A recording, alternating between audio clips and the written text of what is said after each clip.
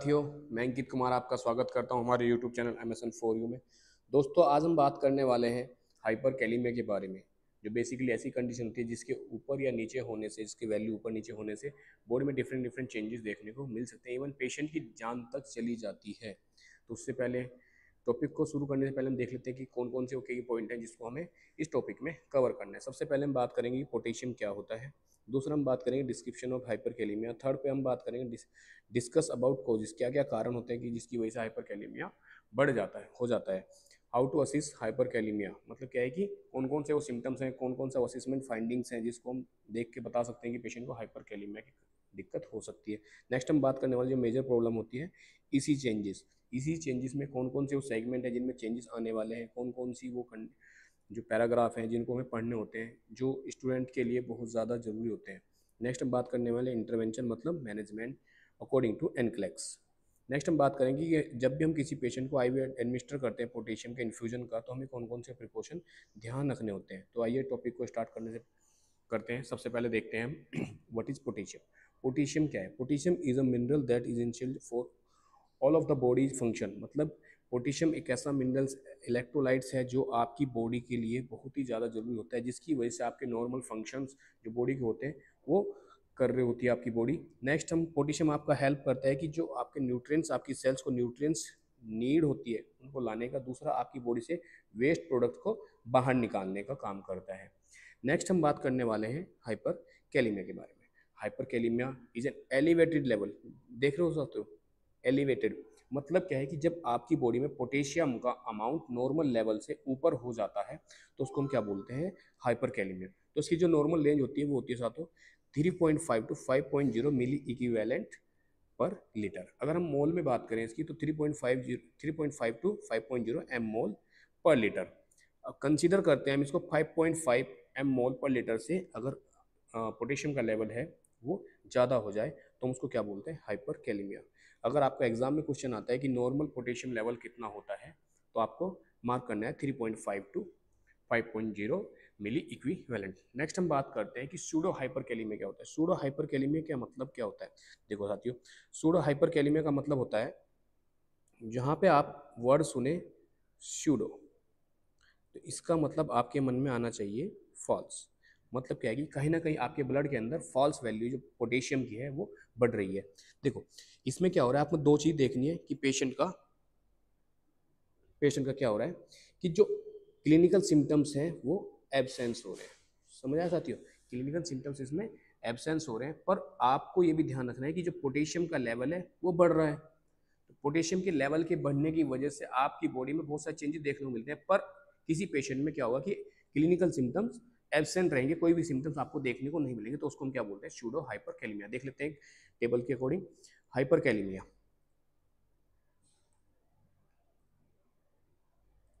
Hyper kalaemia देखिए, अगर serum potassium level high है, साथ में आपका पोटेशियम प्लाज्मा पोटेशियम लेवल भी हाई है, तो आपको जाहिर सी बात है कि बॉडी में डिफरेंट डिफरेंट चेंजेस देखने को मिलेंगे, साथ में इसी चेंजेस भी देखने को मिल सकते हैं। अगर हम बात करें वहीं पर सूडो हाइपर कैलीमिया की, तो आपका जो सीरम पोटेशियम लेवल है, सीरम पोटेशियम लेवल आपका हाई है, पर प्लाज्मा लेवल आपका प्लाज्मा पोटेशियम लेवल है वो नॉर्मल है। तो इसमें आपको कोई भी चेंजेस देखने को नहीं मिलते हैं। अब सूडो हाइपर कैलीमिया होता कब है? जब आपकी बॉडी के अंदर नॉर्मल अमाउंट से प्लेटलेट का अमाउंट ज़्यादा हो जाए। तो क्या होता है कि आपकी बॉडी के अंदर जो प्लाज्मा होता है या सीरम पोटेशियम होता है वो बढ़ने लगता है। तो उसको हम क्या बोलते हैं? Pseudo hyper kalaemia. दूसरा कंडीशन होती है कि पेशेंट का अगर आपने जहाँ से सेल इंजरी हुई है या फिर आपने ब्लड कलेक्ट किया उस साइड से क्या होता है, जो पोटेशियम का जो अमाउंट होता है इंटरसेलुलर से एक्स्ट्रा सेलुलर में आना स्टार्ट हो जाता है। इसको हम क्या बोल सकते हैं? Pseudo hyper kalaemia. नेक्स्ट बात करते हैं हम कॉजेस की, क्या क्या कारण है वो।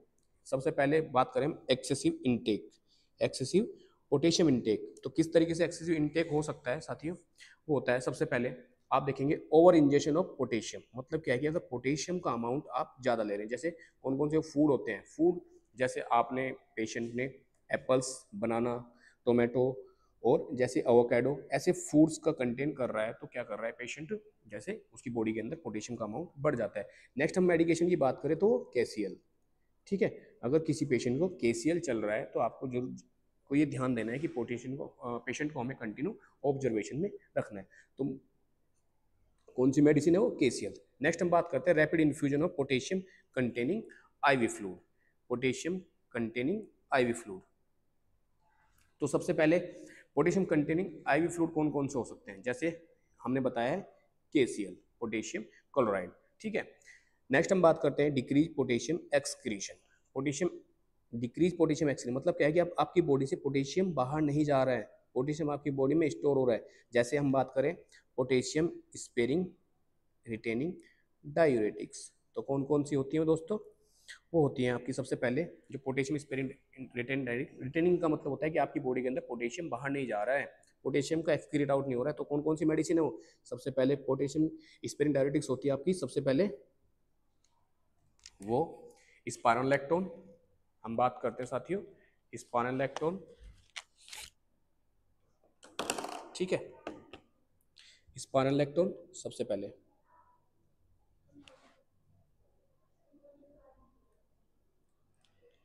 स्पाइरोलैक्टोन, ट्राइमेट्रीन,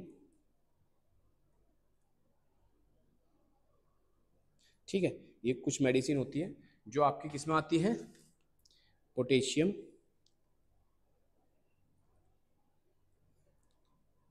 स्पेयरिंग डायरेटिक्स के अंदर, जो आपकी बॉडी से पोटेशियम के एक्सक्रीशन को क्या कर देती है, रोक देती है। तो ये मेडिसिन आपकी जो इस तरीके से आपके पोटेशियम का अमाउंट को बढ़ा सकती है। दूसरा है kidney failure. Kidney failure one of most cause होता है आपकी बॉडी का, क्योंकि किडनी का काम क्या है, आपकी बॉडी से आपके इलेक्ट्रोलाइट्स को मेंटेन करना और रेगुलेशन का काम करना, फ्लूइड के रेगुलेशन को काम करना। जब आपकी किडनी फेल हो जाएगी तो क्या होगा कि आपकी बॉडी से पोटेशियम बाहर नहीं निकल पाएगा। जी हाँ बिल्कुल, पोटेशियम आपका बाहर नहीं निकल पाएगा। तो क्या होगा दोस्तों, पोटेशियम किस तरीके से बाहर नहीं निकल पाएगा, जैसे आपके यूरिन के एक्सक्रीशन के साथ साथ क्या होता है, यूरिन के एक्सक्रीशन के साथ साथ आपका पोटेशियम भी बाहर निकलता है, एक्सक्रीट आउट होता है, ठीक है। क्या होता है, पोटेशियम भी एक्सक्रीट आउट होता है। तो इस वजह से क्या होता है कि पोटेशियम आपकी बॉडी के अंदर इकट्ठा होने लगता है। नेक्स्ट हम बात करते हैं adrenal insufficiency such an Addison disease. मतलब क्या है कि अगर आपकी बॉडी के अंदर एल्डोस्टेरोन का अमाउंट कम हो गया है, और एल्डोस्टेरोन का काम क्या है दोस्तों, सोडियम का रीएब्जॉर्प्शन, ठीक है, रीएब्जॉर्ब करना और पोटेशियम को बाहर निकालना, एक्सक्रीट आउट करना। जब आपकी बॉडी के अंदर एल्डोस्टेरोन का अमाउंट कम हो जाएगा तो उसमें क्या हो सकता है, आपके सोडियम रीअब्जॉर्प्शन भी बाहर जाएगा और आपका पोटेशियम भी अंदर रुक जाएगा, क्योंकि हमारा क्या है, ये पोटेशियम इंट्रासेलुलर कैटायन होता है जो आपकी बॉडी के अंदर रहता है। नेक्स्ट हम बात करने वाले हैं movement of potassium from the intercellular fluid to extracellular, कि कौन कौन सी कंडीशन में जो पोटेशियम है वो इंटरसेलुलर से मूव करता है एक्स्ट्रासेलुलर फ्लूइड की। सबसे पहले टिश्यू डैमेज होने की वजह से, एसिडोसिस की कंडीशन में, हाइपर यूरिसीमिया और हाइपर कैटाबोलिज्म की कंडीशन में। इन कंडीशंस में क्या होता है कि पोटेशियम आपकी बॉडी से इंट्रासेलुलर फ्लूइड से एक्स्ट्रासेलुलर फ्लूइड में आगे मूव कर जाता है। नेक्स्ट हम बात करते हैं कि कौन सा वो कारण है, massive cell destruction. Massive cell destruction जैसे बर्न की condition, tumour lysis, crush injury और सीवियर इन्फेक्शन। इन कंडीशन में भी क्या होता है कि पोटेशियम मूव करता है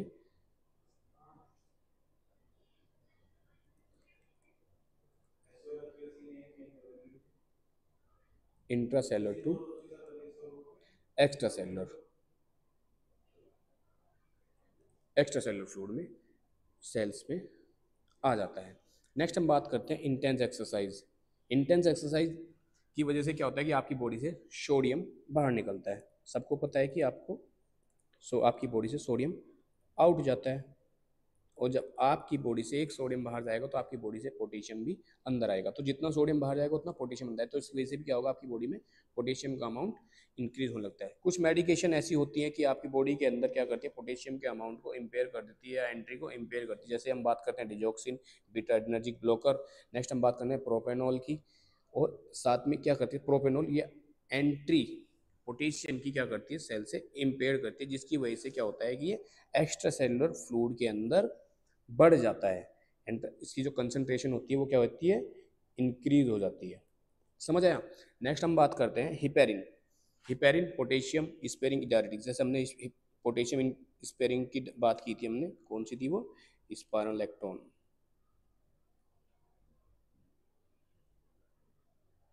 ठीक है, और एक एमिट्रेनिन।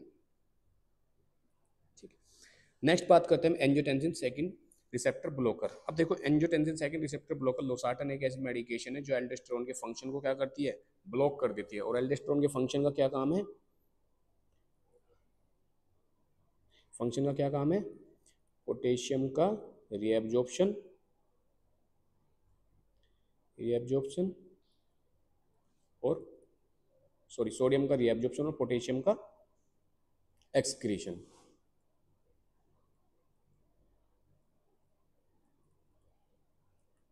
ठीक है, ये क्या करता है कि सोडियम को अंदर रीअब्जॉर्ब करता है किडनी के अंदर, कहाँ पर, डीसीटी के अंदर। समझ आया दोस्तों, कौन सी साइट है वो, डीसीटी मतलब डिस्टिल कन्वोल्यूटेड ट्यूब्यूल।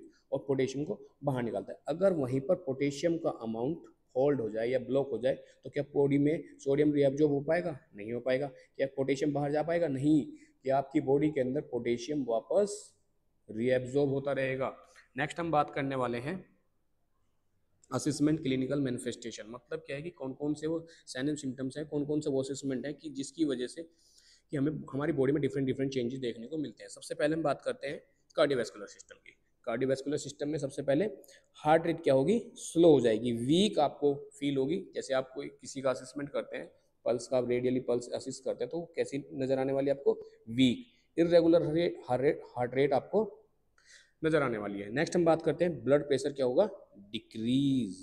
जी हाँ, ब्लड प्रेशर क्या हो जाएगा, डिक्रीज। डिसरिथम में आपको देखने को मिल सकता है, जिसकी डिसरिथम में क्या होता है कि आपका जो हार्ट का रिदम है वो इम्पेयर्ड हो सकता है, जिसकी वजह से आपकी जो बीट है वो स्किप हो सकती है। जैसे स्किप का मतलब क्या है कि जैसे हम आपकी नॉर्मल रेंज में चल रही है 1 2 3 4 5, इस तरीके से हमारी हार्ट रेट चलती है। तो इसमें क्या होगा कि 1 से सीधा किस में स्किप होगी, 4 पे, 6 पे, इस तरीके से स्किप होती है, जिसको हम क्या बोल सकते हैं, डिसअरिथमिया। नेक्स्ट हम बात करें रेस्पिरेटरी सिस्टम। रेस्पिरेटरी सिस्टम में हम देखेंगे परफाउंड वीकनेस ऑफ स्केलेटन मसल्स। ठीक है, परफाउंड वीकनेस ऑफ स्केलेटल मसल्स, ये क्या हो जाएंगी, वीक। जो किसको लीड करती है, रेस्पिरेटरी फेलियर को। ठीक है, तो पेशेंट किस में चला जाएगा, रेस्पिरेटरी फेलियर में। नेक्स्ट हम बात करते हैं जीआई सिस्टम में। जीआई सिस्टम में क्या करता है, आपकी बॉडी में पेरिस्टालसिस मूवमेंट को इंक्रीज कर देता है। मूवमेंट क्या करेगा, इंक्रीज कर देता है, जो किसको लीड करता है, डायरिया। किसको लीड करेगा, डायरिया को। तो इसमें लिखा है इन्होंने इंक्रीज मोटिलिटी, वही जिसको हम बोल रहे हैं कि क्या करेगा, पेरिस्टालसिस मूवमेंट को बढ़ा देगा। दूसरा, साथ में हाइपर एक्टिव बाउल साउंड्स, समझ रहे हो, हाइपर एक्टिव बाउल साउंड्स को भी इंक्रीज करता है और क्या कॉज करता है, डायरिया। अब नेक्स्ट बात करते हैं हम न्यूरोमस्कुलर सिस्टम में क्या क्या चेंजेस देखने को मिल सकते हैं। अर्ली साइन की बात करें तो मसल ट्विच हो सकती है, मसल क्रैम्प आ सकते हैं, पैरेस्थीसिया पेशेंट में देखने को मिल सकता है। पैरेस्थीसिया का मतलब होता है कि टिंगलिंग और burning sensation around the feet and hands. जी बिल्कुल, फिट एंड हैंड्स। और अब भी साथ में आपको देखने को क्या मिलेगी, नमनेस अराउंड द माउथ। ठीक है, जो माउथ इस तरीके से जो माउथ का हम डायग्राम बनाए,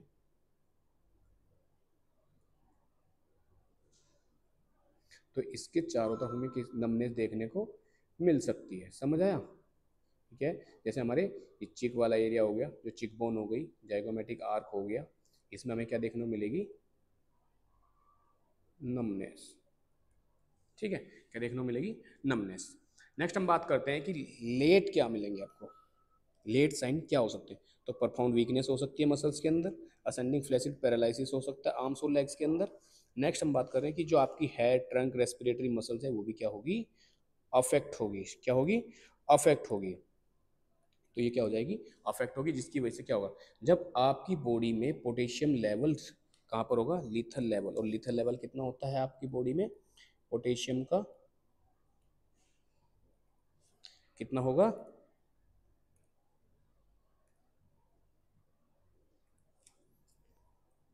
8.52 मिली इक्विवेलेंट पर लीटर। 8.5 मिली इक्विवेलेंट पर लीटर, ये कितना होता है आपका, ये लीथल लेवल होता है, जब जिसकी वजह से आपकी बॉडी में ट्रंक, हेड, रेस्पिरेटरी मसल्स क्या होंगी, अफेक्ट होंगी। ठीक है साथियों। नेक्स्ट हम बात करते हैं लेबोरेटरी फाइंडिंग्स में आपको देखने को क्या मिलेगा। अगर आप नॉर्मल पेशेंट की आप लेबोरेटरी फाइंडिंग करवाएंगे तो पेशेंट को क्या मिलेगा कि जो जो नॉर्मल लेवल है पोटेशियम का वो क्या मिलेगा आपको, नॉर्मल मिलेगा।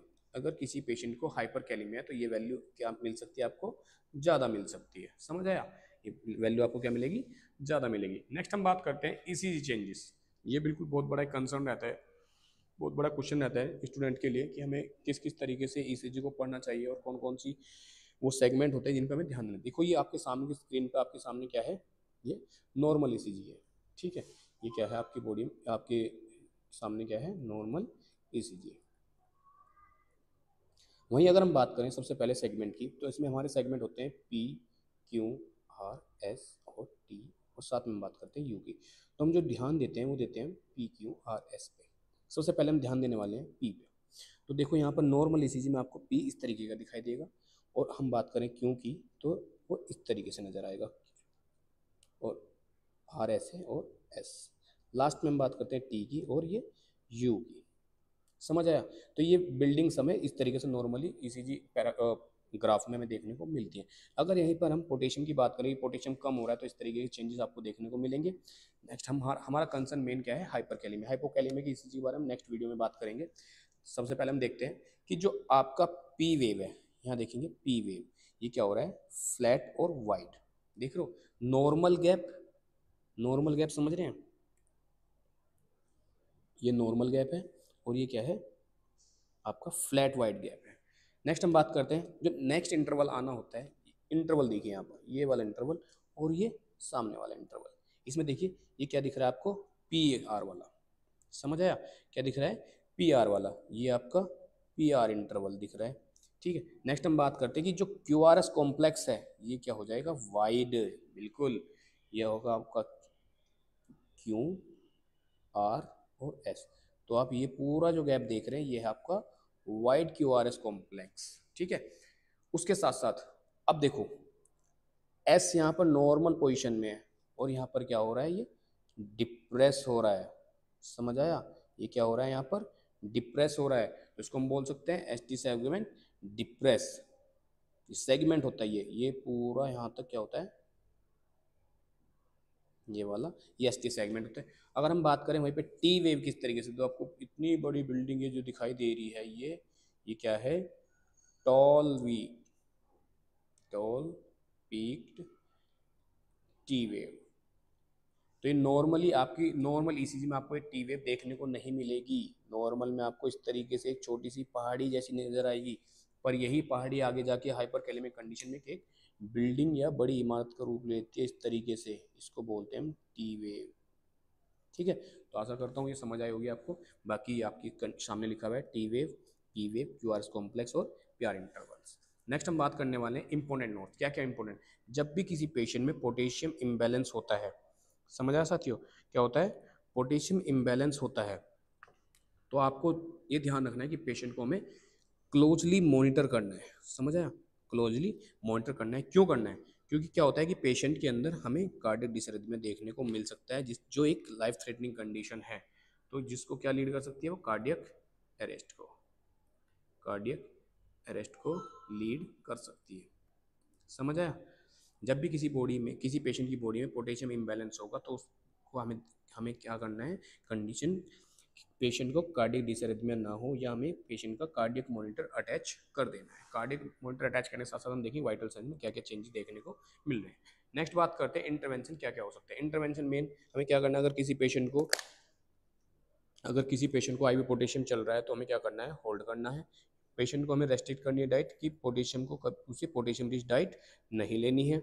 नेक्स्ट हम बात करने, अगर किसी पेशेंट को पोटेशियम ज़्यादा बढ़ा हुआ है तो हम क्या देंगे, पोटेशियम एक्रीटिंग डायरेटिक्स। ठीक है, नेक्स्ट हम बात करेंगे कि हमें जो कैटायन हमारे एक्सचेंज जो होते हैं बॉडी के अंदर हमें किस किस तरीके से करने हैं। तो सबसे पहले हम बात करेंगे पेशेंट को हमें क्या देना है, सोडियम पॉलीस्टीरीन सल्फोनेट मेडिकेशन देनी है जो रेक्टल रूट और ओरल रूट से जाती है। अब ये क्या करती है, कैटायन का एक्सचेंज करती है।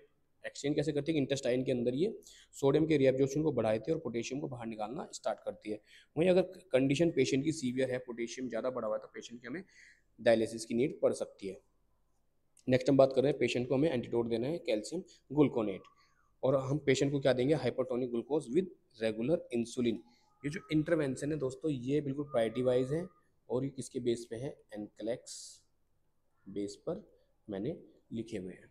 नेक्स्ट बात करते हैं, client should receive fresh blood. अगर किसी पेशेंट को ब्लड ट्रांसफ्यूजन हो तो आपको ये मेक श्योर करना है कि पेशेंट को फ्लश जो फ्रेश ब्लड है वही ट्रांसफ्यूजन करना है, क्योंकि जो स्टोर ब्लड होता है उसकी बॉडी उसमें बैग में क्या होता है कि जो आरबीसी का डिस्ट्रक्शन होता है, जिसकी वजह से पोटेशियम का अमाउंट बढ़ जाता है।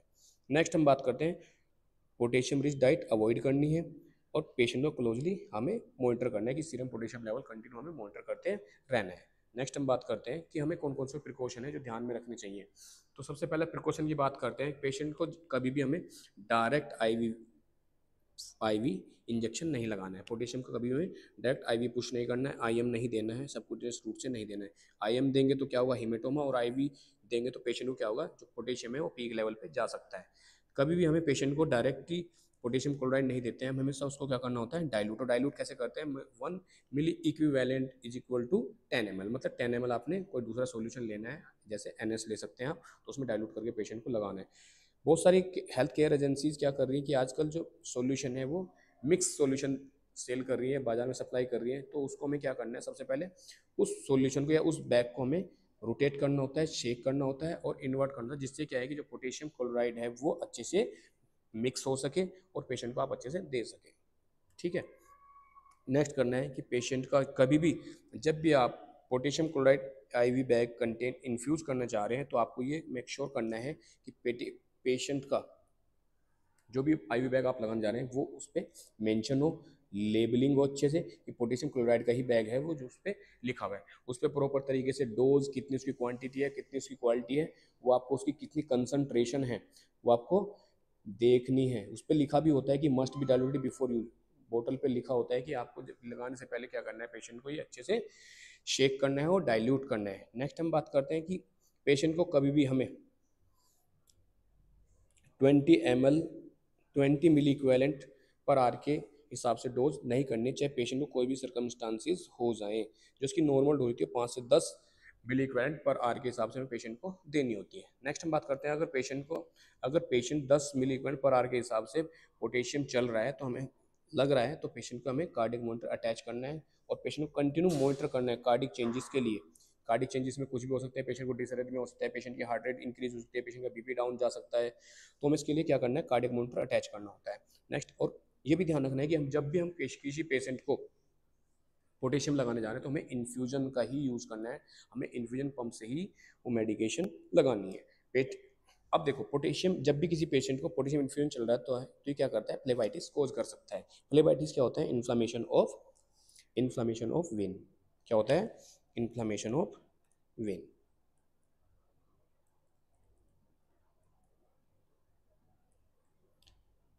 इन्फ्लामेशन ऑफ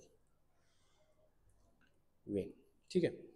नेक्स्ट हम बात करते हैं कि पेशेंट को जब भी आपने देखा है कि असिस्ट करना है, आईवी साइट को असिस्ट करना है कि वहाँ पर कोई फ्लेबाइटिस की कंडीशन अराइज तो नहीं हुई। नेक्स्ट हम बात करते हैं कि जब भी पेशेंट को आप पोटेशियम इन्फ्यूज़ करने जा रहे हैं, एडमिनिस्टर करने जा रहे हैं, तो हमें रीनल फंक्शन को भी असेस करना होता है कि पेशेंट के कोई रीनल से रिलेटेड कोई प्रॉब्लम तो नहीं है, रीनल से रिलेटेड कोई कंडीशन तो नहीं है, पेशेंट का इनटेक आउटपुट सही है कि नहीं है, पेशेंट का इनपुट आउटपुट अच्छे से आ रहा है कि नहीं आ रहा है। क्योंकि रीनल फंक्शन अगर इम्पेयर्ड है तो पेशेंट का क्या होगा कि पोटेशियम एक्सक्रीट आउट नहीं हो पाएगा। कि अगर रीनल फंक्शन इम्पेयर्ड है तो क्या होगा, पहले से उसकी बॉडी के अंदर पोटेशियम स्टोर हो रहा होगा, जिसकी वजह से क्या हो सकता है कि यार और ऊपर से एडिशनल आप पोटेशियम एडमिनिस्टर करते हैं तो पेशेंट की बॉडी में ज़्यादा अमाउंट हो जाएगा पोटेशियम का, जिसकी वजह से पेशेंट को क्या होगा, कार्डिक चेंजेस आ सकते हैं, बॉडी में डिफरेंट डिफरेंट सिम्टम्स आपको देखने मिल सकते हैं, इवन पेशेंट की जान तक जा सकती है। तो बेसिकली ये कंडीशन, ये हमें थोड़े से प्रिकॉशन हमें देखने होते हैं कि पेशेंट को जब भी आप आईवी इन्फ्यूजन पोटेशियम का लगाते हैं। दोस्तों, उम्मीद करता हूँ ये कंडीशन आपको समझ आई होगी और आशा करता हूँ कि आप हमारे साथ ऐसे ही वीडियो के साथ जुड़े रहेंगे। और अगर आप हमारे चैनल पर नए हैं तो प्लीज़ हमारे चैनल को लाइक करें, सब्सक्राइब करें, जिससे सबसे पहले आपको हमारी वीडियो मिल जाए। Thank you.